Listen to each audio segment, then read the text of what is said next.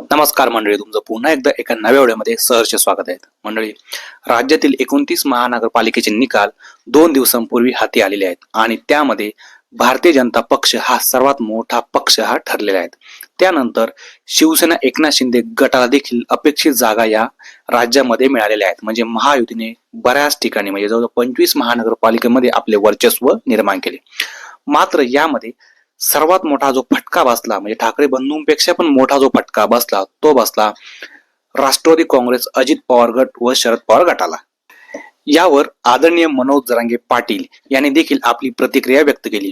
काल माध्यमांशी बोलताना त्यांनी असं सांगितलं की सगळ्यात महत्वाचं म्हणजे हे खूप कलाकार लोक आहेत. सगळ्यात पहिल्यांदा यांनी महाविकास आघाडी पूर्णपणे संपवून टाकली.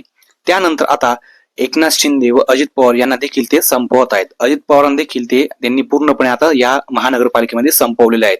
त्यामुळे अजित पवारांना सुद्धा या गोष्टीची जाणीव झाली पाहिजे की हे लोक चांगले लोक नाहीत, हे खूप नासके लोक आहेत. त्यामुळे अजितदादांना या निवडणुकीमध्ये मराठा समाजाचं मतदान अतिशय कमी प्रमाणात पडलं असं त्यांनी जाहीरपणे आपल्या माध्यमांशी बोलताना मनोज जरांगे पाटील यांनी सांगितलं. दरम्यान पुढे बोलताना मनोज जरांगे पाटील असे म्हणाले की मराठा समाजाचं मतदान हे अजितदादांना झालेलंच नाहीतर पुण्यामध्ये त्यांना इतकं कमी यश हे मिळालेच नसतं. कारण अजितदादांनी पहिल्यापासून पुणे हा गट राखलाय आणि इथून मागे अजितदादांना पुण्यामध्ये मराठा समाजाचं भरघोस वोटिंग व्हायचं असं देखील मनोज जरांगे पाटील म्हणाले. ते यावर एवढंच बोलले की आता अजित पवारने यावरती यांना समज घेतली पाहिजे की हे लोक कसे लोक आहेत असं ते बोलले. पुढे बोलताना त्यांनी असं सुद्धा MIM वर देखील बोलले की त्यांनी ज्या जागा मिळवल्या मग त्यांनी निवडणूक लढू नये का?